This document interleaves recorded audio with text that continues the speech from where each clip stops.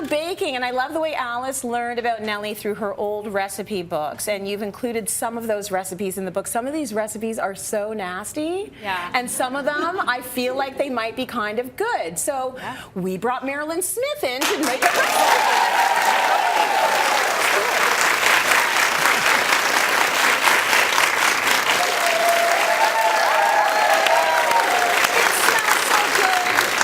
We're making candy, pretty much. I know. So you picked one of the.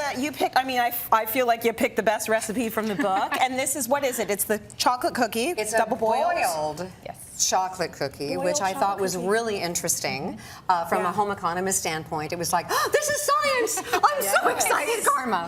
Yeah, so I was really, and then I also did the meatloaf, and the meatloaf back here is really it really reminds me of like the late 50s, early 60s. My mom made a interesting meatloaf anyway, and I think it's because there's really nothing in it.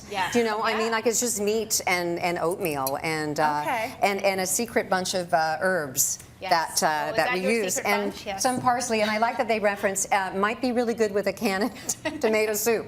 On it, in it, they didn't say. I think on it. The 50s, the food was just so bizarre. It was a special time. It was almost like everybody was understanding, get everything in a can or a box and put it all together.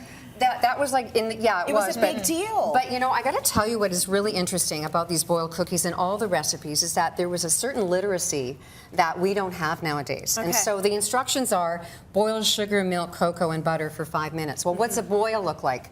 You know, nowadays I would have to say till it's all bubbling on the top because people wouldn't know. Okay, so that was really interesting to me. So we're going to start these boiled cookies. There's a timing thing, so I feel like I'm a magician. So you've made these. Okay, so timing counts. So go ahead. Timing do what you need to do. Okay, timing's everything. Timing. Anyway, okay, so it's got sugar in it. Look, I even dug out my antique things and cocoa powder and milk and butter because basically you're making melted chocolate. You are. And which is really neat because melted chocolate was a lot more expensive. And so basically you're going to mix all this together, blah, and then you're going to bring it to the boil. And that was the most important part, was knowing what a boil looks like.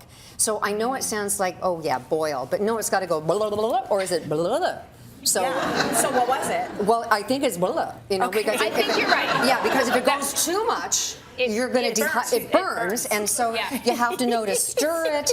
And like this was my home economist spidey senses was like, no, no, no, no, no, you feel it, right? You feel it when it's ready. But you only feel it if you know. See, and the 2020s housewife might not know this. I wouldn't know this. And I love that in your book, that it was like, I felt like I was doing an archaeological dig, you know, it was like you know, what they went through. Okay, so I think this is 5 minutes, God willing. All right, so, and then, interesting to me, it put in oatmeal, which is like, well, that's healthy. And then coconut, but it didn't say in the recipe whether it was sweetened or unsweetened. And when I looked online for stuff in the 50s, they didn't say whether it was or not. So probably you only get, maybe there's only an option of feel like it was sweetened. I don't actually remember. I think this is like a childhood recipe for me. So so then you're supposed to work really quickly, and this is really good for upper body strength. An excellent job. And this sounds like such a relaxing recipe. And then this is the part that you really have to get really serious about, and this is the part that kind of scared me. Is that you have everything out of the way. You have to do this really fast, and you're not baking them, right? This is like a great cookie for the summer, I think. And I am so going to health this up.